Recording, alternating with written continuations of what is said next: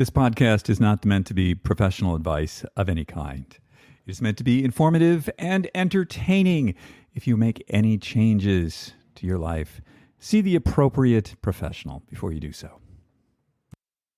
What kind of super ager are you? Go to AGEIST.com/quiz. Take the super ager quiz, and we'll send you directed, personalized information to help you super age the best that you can.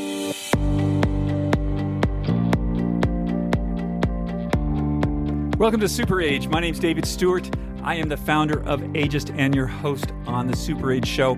We talk about how to live healthier, how to live longer, and how to be happier. And who doesn't want that?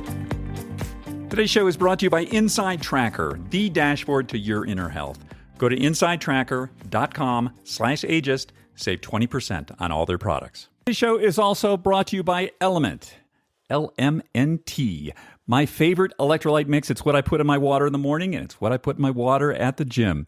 Go to drinkelement.com/ageist and receive a free 8-serving sample pack with any purchase. Today's show is also brought to you by Divi, hair care products specifically designed for men and women who are concerned with hair loss and scalp health. Go to diviofficial.com/ageist. Save 20% off your first order. Welcome to episode 154 of the Super Age Podcast. It is so great to have you with us. This is going to be dropping on October the 4th, 2023. Coming to you this week from the very wet, rainy, wannabe snowy mountains of Utah. And, you know, as they say, the snows are coming. It's starting to get white up on top of the mountains, and that's an exciting time. So when we started AGEIST, which was, oh my gosh, almost 9 years ago, I was a photographer, and I thought, the thing that's really missing from all this discussion is what did people our age actually look like? Because we knew what they didn't look like. If you Googled image search people over 50 on Google, it was just abysmal. So I said, okay, well, I can create a catalog of that. But then I thought to myself, I really can't do that because even if I take 2 pictures a day, it's just going to take me forever to put together a library. So what did I do? I joined Tinder. What I did is I put my age at whatever the max was. I don't know, it was like 35 or 40 or something like that. And I used Tinder as my image library. So Tinder, don't sue me. I didn't do anything bad with you. So this is how it worked. If you paid them, and I haven't been on Tinder since, but back then, if you paid them, I think it was like $35, you could move your geolocator. And so what I did is I became really the world's foremost authority on Tinder dating profiles for people over whatever their max age was, which I think was 45. And so I spent, 2 or 3 months. Anytime you saw me, I was on my phone, and I forget the way the swipe goes. I think I didn't ever swipe right. It was always left. And if it was something that was like a good picture, I would just screenshot it. And then additionally, you'd get people's interest in what they wanted to do. And you just know they're going to lie about their age or other stuff, but they're not going to lie about stuff like horseback riding or something, right? That would be a disaster. You go on a date with somebody who says they love horseback riding, they've never been on a horse. So yeah, what happened was at the end of this period, I had thousands and thousands of pictures of people our age that I had put together from Tinder, and it looked awesome. And that's one of the ways that we started AGEIST. Like people would, in the beginning, they're like, what does this look like? And I was able to pull up a couple hundred pictures and say, hey, it looks like this. So go Tinder. This week on the show, we're going to be talking to Elli Kaplan, and she has a product called Neurotrack, which is about cognitive health. It's about cognitive testing, and I have some very strong feelings about this. Well, I'll just tell you up front, I think cognitive testing should become as common as getting a physical or going to your dentist, and you should not be getting a driver's license unless you've had a cognitive test, because a cognitive test is going to pull up, are you over-medicated on something? Alcohol problems? Do you have some other brain disease that we need to know about before you operate a piece of heavy machinery and you're driving it down the road at 60 miles an hour? So we're going to talk all about this and how this works. I think it's a super interesting development, and I'm very much hoping that this becomes normalized. So we're going to talk about Neurotrack and cognitive testing in just a moment after a quick word from our sponsors. Did you know that hair loss affects over 80 million Americans? Divi has created a range of hair care products designed exactly for thinning hair. All of Divi's products come together to create a full daily solution that helps both men and women nourish their hair to get to the root of scalp health. Some of their ingredients include copper tripeptide, tea tree oil, amino acids, and hyaluronic acid. Do you want to take back control of your hair and scalp health and do it with clean, science-backed ingredients? Well, we have a special offer for the ageist and super age audiences. Go to diviofficial.com/ageist or enter ageist at checkout for 20% off your first order. That's diviofficial.com/ageist for 20% off your first order. Hydration is not just about pounding water. We have to have some electrolytes in there, specifically sodium, potassium, and magnesium. My favorite electrolyte mix, the one that I use every day, is Element, LMNT. You know, one of the things that I learned last year was the importance of sodium. We may actually not be getting enough sodium. And I know there was a lot of sodium fear out there. And it's true, if you have hypertension or are pre-hypertensive, you do want to check with your doctor. But for most of us, having sodium actually helps us to absorb water. And in fact, drinking straight water without any minerals in it, we will be pulling the electrolytes out of our system. Go to drinkelement.com/ageist. That's drinklmnt.com/ageist. Get a free 8-serving sample pack with your next order. My favorite one is citrus salt. What's yours? Let me know. Quick reminder to stay tuned after we finish talking about Neurotrack and cognitive health. We're going to do just try this, that little tidbit to hopefully make your life a little happier, a little better. So stay tuned for that. Hey, Elli, how you doing today? I'm good. Thanks, David. Thanks for having me. Oh, it's great to have you on. So today we're going to talk about a test you created, which is, I call it a cognition test, but what would you call it? That's what we call it too. We call it a cognition test. A cognition test. Awesome. And tell us a little bit about your background and how you came to develop this test. Well, it depends on how far you want to go back. I will say it's important to go back a bit because I was raised by probably you'd call them a couple of hippies now. My dad was a pediatrician who worked in the Indian Health Service, and he went into the Indian Health Service during the Vietnam War. And so I spent my early childhood up until actually around 7th grade living on and around Native American Indian reservations and really getting a sense of how healthcare operated, you know, from a child's perspective, but nonetheless, and the need for access. And I think that really deeply influenced my thinking and went into how we think about cognitive testing and cognitive health. Fast forward to post college, I was working in government. I worked in the Clinton administration at the White House, State and Treasury departments, again with a lens of public policy. Went into finance. And then worked at the UN for a bit before going to business school. And when I was in business school, leading up to business school, my grandfather, who was also a doctor, started to show signs of Alzheimer's disease. And so, you know, here we were, this family of healthcare providers. We went to try to get him diagnosed. And it was next to impossible to really understand what was going on with his cognitive health. Fast forward a few years later, my grandmother on the other side of my family started to show signs. And, you know, I remember talking to my dad about it and we were sort of like, well, you know, this has got to be a little bit easier now. We'll just go get her tested and we'll get a diagnosis and then there must be some form of treatment. And literally nothing had changed. And it struck me thinking about it with these various previous hats on of public policy, access to healthcare, aging population, economic impact, and finance, that there was both a massive need to people who may be in the same boat as us, as well as a huge opportunity. And so it was then that I started looking around for better tools, met my co-founders who were neuroscientists at Emory University at the time, who had developed a technology that we use as part of later stage testing, but tools that could better identify people who are at risk for cognitive decline and Alzheimer's disease. So we started the company, we raised some capital, and fast forward to where we are today. I had the opportunity to take the test. I observed the test, so I didn't actually take the test. And as it is now, it's on sort of an iPad device. And my understanding is the way the initial utilization of the test as seen now is to be used. I think what is it, like 60 at 65 and over, your doctor has to ask you, are you cogent, and have some kind of evaluation. But this evaluation can cut into the amount of time that the doctor has been allocated to spend with you. So this is something that can be like a pre-screen before you meet the doctor. And so you get time with the doctor.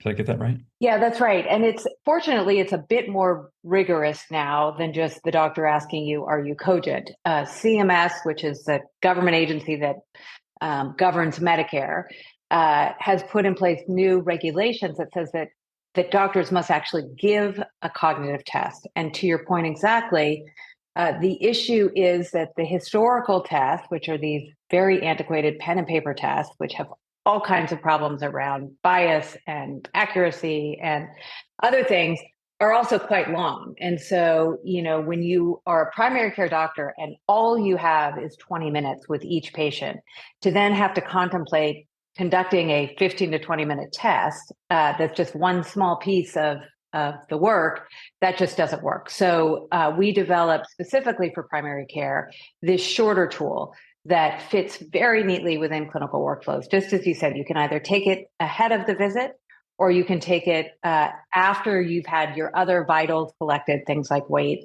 height, blood pressure, that sort of thing. Then you take our test. Yeah. And I just want to say, like, the test involves like numbers and symbols and matching and in a certain amount of time. And, that this is something that, should you score low, you have a cognitive issue, which may or may not be dementia related, Alzheimer's related, but could also be indicative of overmedication or something else. Is that right? Yeah. I mean, the test is specific to brain function. Mm-hmm. So we're measuring things like attention, brain processing speed, executive function, memory. And sometimes those things can be impacted by overmedication. And we know that so often, at all different ages, but particularly when you get older, there's a tendency to just start prescribing lots of different things and not coordinating how those medications are interacting. And so that can have an impact on score and cognitive ability. One of the things I thought was interesting about this was that it's a cognition test. This is not a test for Alzheimer's or dementia. So that this could be used, too much information here, but I have like a microvascular issue with one of my toes. And it has to do, I have like capillary spasming, which causes something called pernio. So I spoke to my docs last week, and I now have a way to cause this to happen without, it's generally cold that causes it, but I found another way so I can control it and I can cause it to happen if I choose. And I said, this is great. We can run an experiment as to what we can do. And they're like, okay, well, we're just going to give you the full stack of everything that can possibly stop this. And I said, well, like, what's going to happen to me if you give me all this at once? And he's like, you might get a headache, get a little dizzy. Well, I would have failed your cognition test because my blood pressure was like way down and I couldn't think correctly. But so I can see that this would be really useful in there. I think one of the things about, and I want to talk a little bit about greater use of these cognition tests, because I think people are very scared about, and sort of rightfully so, if you have Alzheimer's, this is a very scary thing. Your life is going to be very different. And so there's a tendency to not want to know. But that's just one thing that can interfere with cognition. There's a lot of things out there. Right. My thinking on this after I took the test, became a little more broad. And I thought, well, why is it that the DMV wants to check my eyes, but they don't want to check my cognitive ability, which you would think would be top of mind, right? So you would think. This test that I saw is a 3-minute test. It takes about as long as a vision test. What is your thought on this? Like, can we get this into you should be able to think. You can try to drive. No, trust me, you're preaching to the choir in that we know that as people's cognitive health declines, they become a risk for all kinds of issues. It's not, it goes well beyond. DMV is central, and you hear these horror stories of seniors mistaking the gas for the brake and the brake for the gas and plowing into crowds of people. And, there absolutely it should sit in the DMV. It should also sit with your financial advisor. It should also sit with, a whole host of others. We also just given the space that we work in, hear stories of people who are declining cognitively and transfer their entire life savings to some small nonprofit that, is working on an issue that their kids didn't know anything about, and now they're wiped out financially.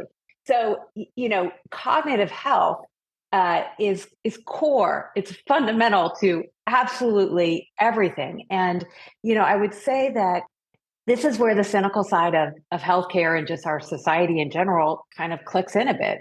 The problem is that because we haven't had drugs for, broadly speaking, that are considered disease modifying for cognitive decline, for Alzheimer's disease, there has been a lack of focus across all of these different industries and verticals. And I think that is now starting to shift. It would be wonderful if at age 65, you could show up the DMV, and after you take your eye test, you take a cognitive test, and it spits out, the person sitting behind the desk who may not be equipped to have those conversations. They don't have to have that conversation, right? It just says, sorry, Charlie, you're not eligible. I don't even think it should be age-based. I think that you should just take this test if you want to drive a car. Tell me about, is there utility for a test like this in sports, post-traumatic brain injury? Yeah. So can this be used diagnostically that way? Yes, it can. So backing up a little bit, as you mentioned, the way that our tests have been designed, developed, and clinically and scientifically validated is to test cognitive domains. So all the things that we just talked about: attention, executive function, brain processing speed. So because we're not a test for Alzheimer's or a test for ADHD, because we test all brain function, we can use these tests or repurpose them for other kinds of issues. And so certainly concussions and traumatic brain injury that could come from sports or could come from jumping out of an airplane because you're in the military. And, so lots of applications in the education space. I think it's very early days. I mean, we've been around for quite some time now, working hard on these issues. It's early days for really pushing cognitive tests across all of these different areas. And I think this next decade is going to be the decade of the brain. And I think it's just going to be unbelievably exciting to think about how we can equip people, regardless of age, regardless of income level, regardless of anything else, to have a much better understanding of their brain health, their cognitive function, and then things that they can do about them, right? Yeah. As we're talking, I'm thinking one of the primary applications of this would be in the U.S. Senate. And I wonder how many of them would pass this. This is not a political broadcast, but clearly there's some people there that have maybe should not be doing what they're doing. Yeah. Dianne Feinstein passed away. She was obviously declining cognitively. We know that Mitch McConnell, he's had probably some TIA strokes when he froze up and could no longer speak. So those are the people that create policy and create laws. Let's also think about people who are performing surgery. I met with the dean of Johns Hopkins Medical School many years ago, and he said, honestly, I want this for my doctors. I want to know that if you hit a certain age, that you become aware that you're going to get a cognitive test. And if you don't pass it, you can't show up in the operating room anymore.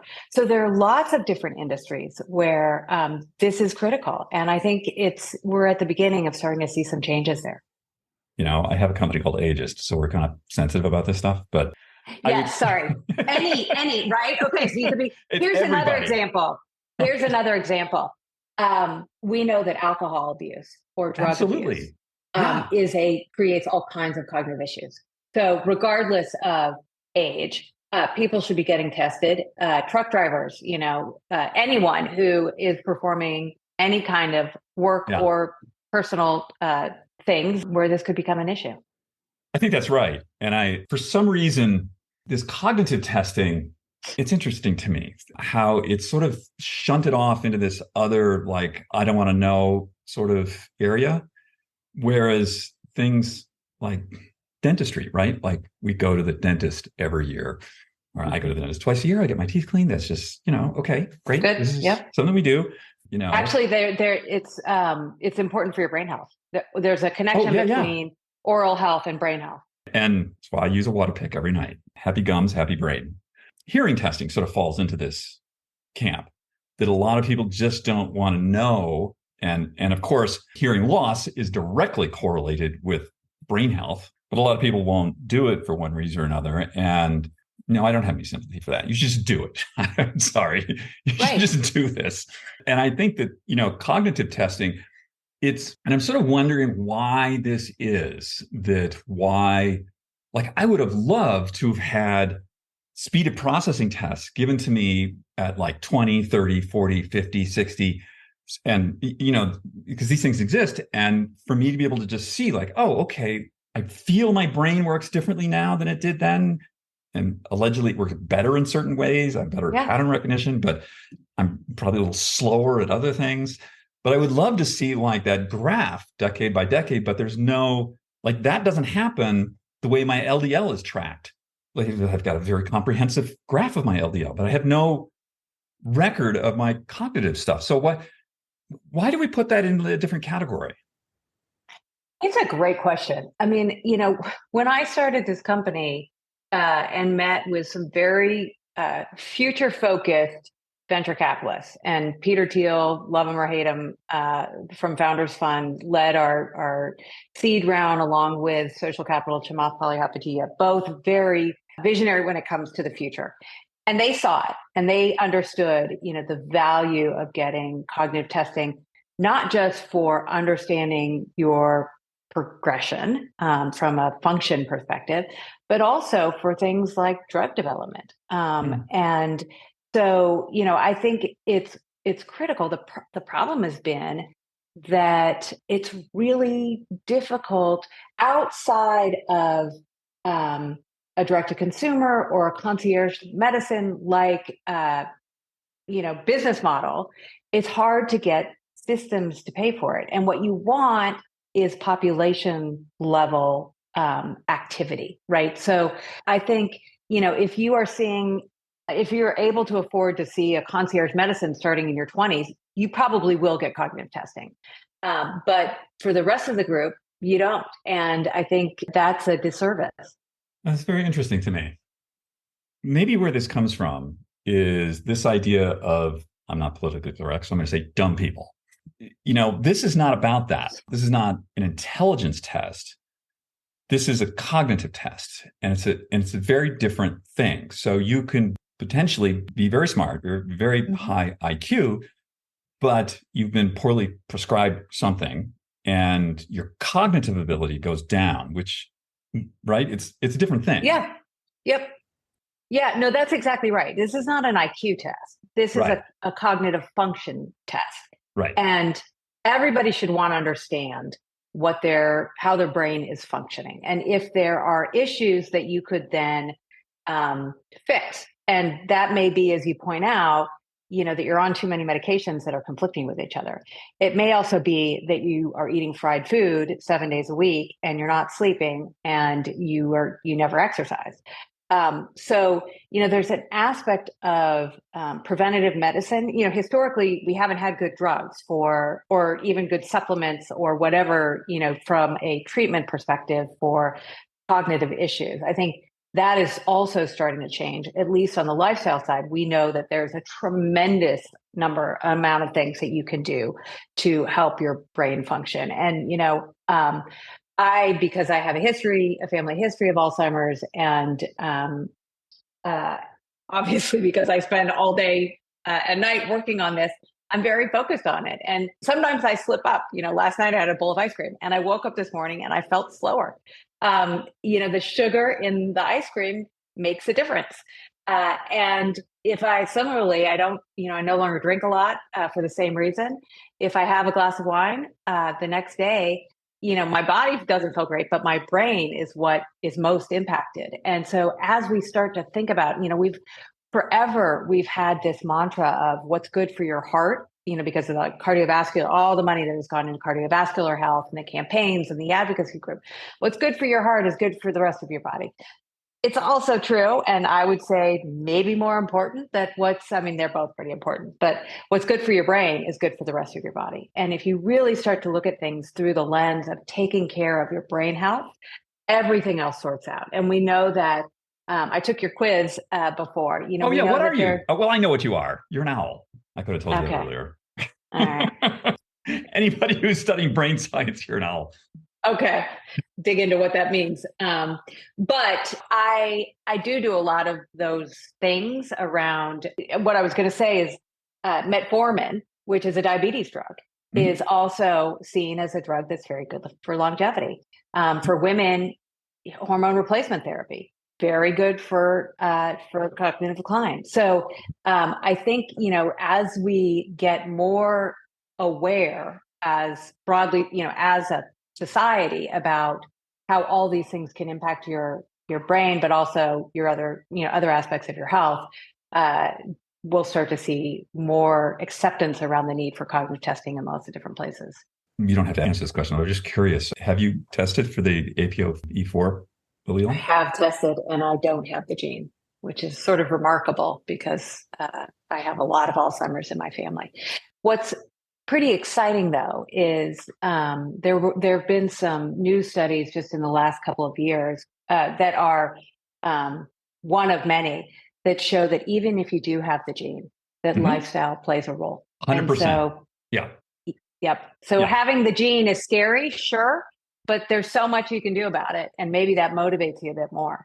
That's where I was going to go with this, that just because you have the gene, even if you have two copies of the gene, if you do things, you get your blood sugar under control, stop with the alcohol, increase your exercise, you can delay or prevent the onset of the disease. That's right. As I understand, so the cognitive test means that I will just say worst case. My wife would say, she's like, well, what's wrong with your brain? You forgot your keys or whatever. She's lovely. So is this specific test, if we're testing for here is cognitive issues, and we think that these cognitive issues are related to brain disease of some kind, if we test indicating disease, this is an advanced form of the disease, right? Like there's like something wrong happening here. Yeah. What's considered in this space as advanced is mild cognitive impairment, moving to moderate cognitive impairment, and then to Alzheimer's disease. There obviously there are stages before that, subjective memory complaint with worry, where you are forgetting your car keys a lot, and so much so that you notice it's a big issue, which is not to say that that's what you have, obviously. I'm quite sure whatever, we all probably do at certain times in our life. But it's not a test where if you are 35 and you have a crystal ball and the crystal ball says, at age 85 or 75, you'll enter into one of those stages that we could detect it. We hope for that. And I think longer term, as the systems come into place for testing earlier at scale. And when I say systems, that often means like health insurance or providers, doctors who build it into their workflows. And, you can get somebody to start either preventing through lifestyle, or if there are more drugs that would make sense, then absolutely. But today, the focus really is on finding people who are later stage, but still early enough to be able to do something. I'm not a doctor. I'm not a scientist.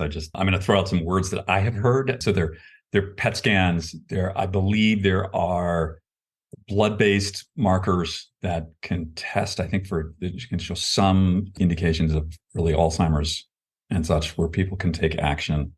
And I'm guessing with your test, if I was a physician and somebody scored low cognitively, I would probably say, oh, well, let's see what's going on here. And that's right. Leading down to some other tests. Two of the biggest sort of hallmarks for Alzheimer's disease, pathological hallmarks, don't necessarily have to be, but can be what they call plaques and tangles. The plaques are amyloid protein that builds up in the brain, and the tangles are tau tangles. And so these tests that you mentioned, PET scans, also a spinal tap, lumbar puncture, can identify amyloid or tau in the brain. There are some blood tests that are coming onto the market. I just heard it's still early days for a lot of those blood tests, but yes, if somebody gets flagged by our test, before actually we would get to that stage, the doctor would actually do more comprehensive cognitive testing. So we have other products besides that, or in addition to the 3-minute screening test, we have our screening test, and then we have a more comprehensive set of tests that a doctor can use to say, okay, you got flagged by the screener test. Here in our office, we want to do a little more testing to try to better understand, is this something that would need a neurologist to take a look at, or is this something that, is maybe, not as much of an issue? So they would do that more comprehensive testing. We also have a program that takes all that great stuff in lifestyle and it's actually a clinically validated program that we've put through longitudinal studies that the NIH funded to show what, that gives everybody the information and the tools in order to take a proactive approach for the brain health. So if they don't go on to neuro, then they'll get enrolled into that program and be given everything that they need to try to prevent. We had somebody who's now one of my friends, Dr. Rudy Tanzi, who's head of neurology at Mass General. Uh-huh. At the young age of 22, he discovered the early Alzheimer's gene. And I asked him this question. I said, so why is it that there seems to be this sort of selective memory fail at about age 60 with name recall? Like, what's up with that, Rudy? He says, well, I have the same problem. And I said, what do you do about it? He's like, well, I don't know. It's just sort of a thing that happens. Do you have any thoughts on this? I've always been really bad with names. I'm a very visual person. So, if I saw you walking in a mall in the middle of like Columbus, Ohio, I would remember you, but I would be like, oh, I know that guy and I've met with him, but what's his name? And then it would come to me eventually. Word recall. And in fact, there are a lot of cognitive tests around word recall. They call them the wordless memory test. But that is something that does happen kind of often in midlife. I try really hard when I meet somebody new, because I'm visual, to focus on their face and to repeat the name a few times. And that tends to be helpful. I think that, there's something about mindfulness and presence that goes with cognitive function. And so if you can really, for me anyway, focus on being present where you are and taking note of who you're with and the name, that tends to help me a little bit. But I don't know, it's a tough one. And if Rudy Tanzi can't answer that, certainly I'm not going to do a better job. Yeah, it's interesting what you said, like this is the decade of the brain. And as I think about this, we had Dr. Richard Davidson. See, I recall that name. Very good. His Healthy Minds program, which I think is brilliant. And he comes out of neurology. This idea of presence, meditation is becoming much more to the forefront. And like psychedelics are being talked about today in a way like even a year ago was rather. Yeah. I was in a sauna last night. We have a very social sauna where I live at the gym. And how lovely. It's So the conversation was like started at breath work. And then people are like, talking about their ayahuasca experiments and low dosing psilocybin. And these are just like sort of normal. These are not like out there people. How common this sort of discussion is. And this is really part and parcel to your field, what you're talking about, the, brain stuff. I have some strong feelings about the field that I won't share. I think he's right about this. I agree. And I think, what's interesting is we're starting to see more money, both public and private, flowing into research and into companies that are trying to develop things in a similar way. I think, there's a lot of work to be done and rigorous work that needs to be done, because the last thing you want is someone, going on a bad trip and never returning and not having the right guides or, recommendations. But it's fascinating. And it just speaks to the beauty and the wonder of the brain. And I think, it's pretty exciting. I know people who, this is different, but who have serious depression and then went on a protocol of ketamine. Yeah. And it was life-changing. Yep. So, I just think there's so much about the brain that we don't know, that we're learning every day. And, no pun intended, we have to keep an open mind to it because it could be life-changing for lots of people. I'm still sort of puzzling about the societal resistance to cognitive testing, but I work with a lot of young people and their openness about things like therapy or gender, all these things, for us, we're just like total third rail, like do not go there. And they're just like bantering about an open conversation. And I think that's, I can see them having zero resistance to, oh, you want to take a cognitive test? Oh, interesting. Yeah. Let's do that. Yeah. Yeah, it's funny. At our company, obviously we do a lot of product testing. We do a lot of user testing on people who are older, given that that's our, the majority of our population who take the test to make sure that it works for them. But, we also end up like testing our kids and trying things out. And there's just as you say, like an openness to all of these things that never existed before. It's really, I think it's very exciting. I just want to touch on Japan. Japan's my favorite country in the whole world. I think it's an amazing, amazing place. They're just like more evolved than we are. They're higher on Maslow's pyramid. So, but what you notice immediately, like when you land there, is the age range of people who work in sort of like, what would you call it? Like going through like passport control and that sort of stuff. Yep. The age range, low end, maybe 20, high end, I don't know, mid 90s. So as we get into this, we're preventing a lot of diseases. We're, people are living longer. Japan probably being the forefront of this. Is there any interest in Japan with a test like this? Yes, and we've actually worked commercially in Japan for a while now. That was because they were so much more advanced when it came to understanding the need for cognitive testing and the role of prevention and the role of research. And so we actually launched in Japan before we launched in the US from a B2B perspective. And I think there is just a different understanding of age and aging there than exists today. Or that exists in the US rather. And so, working in Japan was fun. It's an incredible country. I had the privilege of being able to go there quite a lot pre-COVID for, to work with our customers there. And I think, to a certain degree, it's cultural. But to another degree, it was about their economy. And because so many, it's a country that is has the largest aging population in the world. People live much longer there.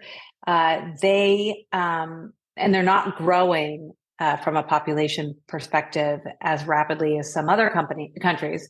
It was a real need to ensure that people, as they get older, can continue to work so that they can have people who stamp passports and, people are needed to work.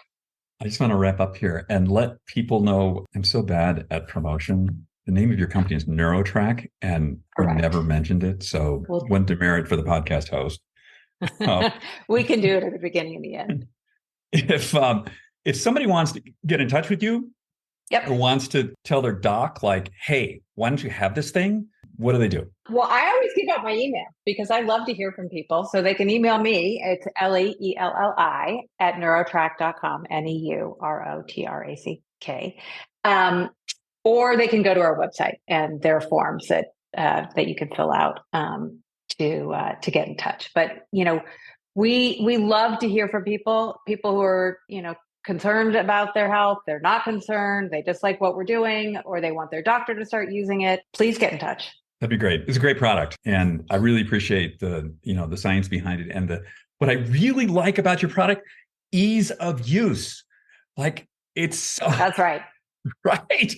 It's 3 minutes on a pad. Like It's not that hard. Well, David, thank you so much for saying that, because our product team is spectacular. And our design, that's building the product, but also designing the product. And then obviously the clinical team to validate it. But you wouldn't believe the amount of work and energy and passion that has gone into that, making it easy. We want this to be a stress-free experience for people, so that they come back and they test again, and we start to get that longitudinal data that you talked about. That's right. Right. Great job, product dev team. Awesome. Thank you.